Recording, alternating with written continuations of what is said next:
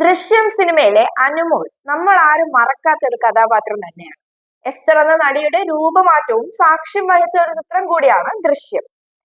ഇപ്പോൾ താരത്തിന്റെ പുതിയ വിശേഷങ്ങളാണ് പുറത്തു വരുന്നത്. ലണ്ടനിലെ ഉപരിപഠനം വിജയകരമായി പൂർത്തിയാക്കിയതായാണ് എസ്തർ അനിൽ കഴിഞ്ഞ ദിവസം സമൂഹ മാധ്യമങ്ങളിലൂടെ നമ്മളെ അറിയിച്ചിട്ടുണ്ടായിരുന്നത്. ഒരു വർഷത്തെ മാസ്റ്റേഴ്സ് കോഴ്സ് പൂർത്തിയായതായും അതിന്റെ പ്രോജക്ട് ഓഗസ്റ്റിൽ സമർപ്പിച്ചതായും താരം വ്യക്തമാക്കിയിട്ടുണ്ട്.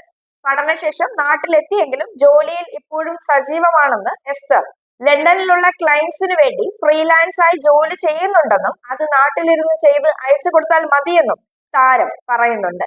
ലോകോത്തര നിലവാരമുള്ള ലണ്ടൻ സ്കൂൾ ഓഫ് ഇക്കണോമിക്സിൽ ഡെവലപ്മെന്റൽ സ്റ്റഡീസിൽ ബിരുദാനന്തര ബിരുദത്തിന് പഠിക്കുകയായിരുന്നു നടി. ഈ കോഴ്സിന് പ്രവേശനം നേടിയതിന് പലരും പരിഹസിച്ചിരുന്നു എന്നും താരം പറഞ്ഞിട്ടുണ്ടായിരുന്നു. ആ വിമർശനങ്ങൾക്കൊക്കെ കോഴ്സ് വിജയകരമായി പൂർത്തിയാക്കിക്കൊണ്ടാണ് എസ്തർ മറുപടി നൽകിയത്. എസ്തർ ഇപ്പോൾ തന്റെ കരിയറിലെ ഏറ്റവും പ്രധാനപ്പെട്ട പ്രോജക്റ്റുകളിൽ ഒന്നായ ദൃശ്യം സിനിമയുടെ 3-ാം ഭാഗത്തിൽ അഭിനയിക്കുകയാണ്.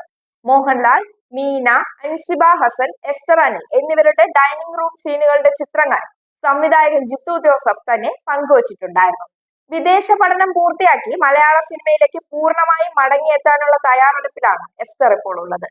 മുംബൈയിലെ സെന്റ് സേവിയേഴ്സ് കോളേജിൽ നിന്നും ഇക്കണോമിക്സിൽ ബിരുദം നേടിയതിനു ശേഷമാണ് താരം ലണ്ടനിലേക്ക് പോയിട്ടുണ്ടായിരുന്നത്.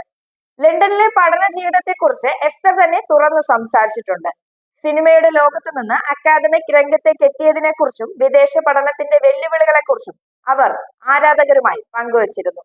LSEയിൽ അതായത് ലണ്ടൻ സ്കൂൾ ഓഫ് ഇക്കണോമിക്സിൽ പഠിക്കുക എന്നത് തന്റെ വലിയ സ്വപ്നമായിരുന്നുവെന്നും എസ്തർ വെളിപ്പെടുത്തി.